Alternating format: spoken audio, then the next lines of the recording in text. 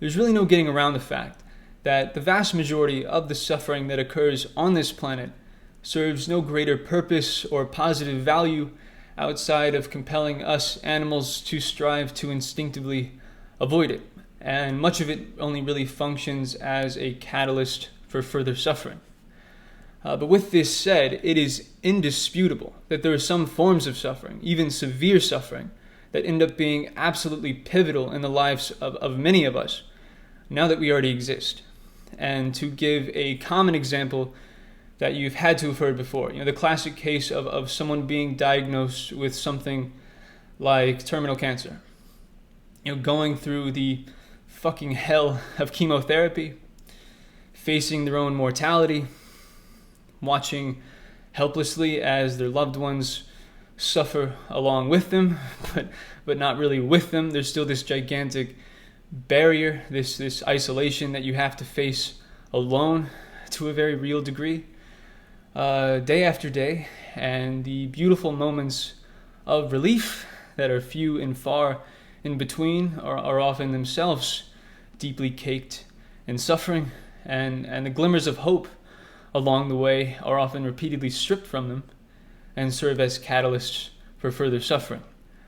But then, in these lucky cases, say a couple of years later, they come out the other side into remission and they get their health back. They get their fucking lives back.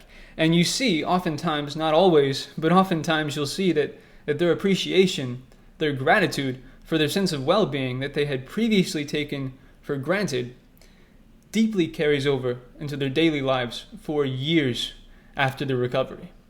In many cases, they are changed permanently for the better in terms of again, their gratitude, their compassion for others.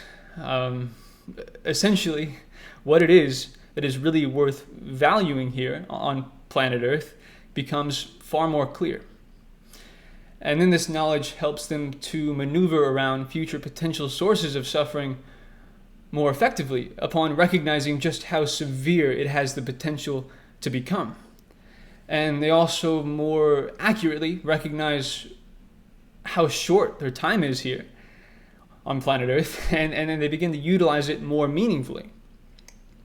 And none of it would have been possible without becoming more intimate with what it means to suffer. I mean, there is really nothing that can take the place of overcoming these types of experiences in terms of positive, psychological, spiritual development. Nothing compares to legitimate subjective experience. Suffering can be the greatest of teachers. It really can. And this is also a big reason why a person's faith in God is often strengthened through severe suffering, because it can legitimately feel like a purifying process, a sort of cleansing of the soul that ends up significantly altering the trajectory of their lives for the better. But of course, this is typically not how the story ends in most cases, unfortunately. For most of us, the lesson is either never learned or it is learned far too late. Or there was no real sense of well-being to be lost and then to be eventually regained to begin with. In these cases, suffering was all they really knew. Because while it is an unspeakably beautiful thing to finally come out the other side of severe suffering, it is an unspeakably horrific thing to be completely consumed by it. And this is often the eventual outcome. There are no real winners in the end.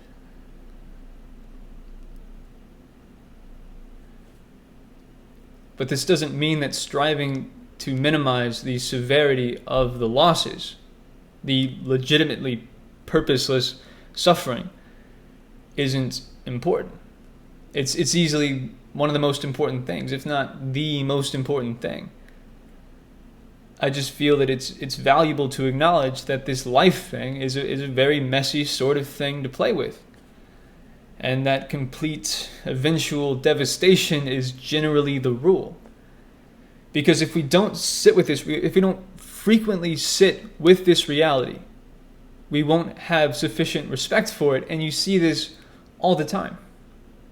It is an overwhelmingly large source of avoidable human misery. A lack of respect for what it means to genuinely suffer.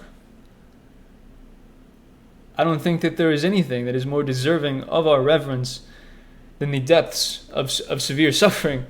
And if more people took the time to really contemplate this reality, this world of ours would be a far better place to live in.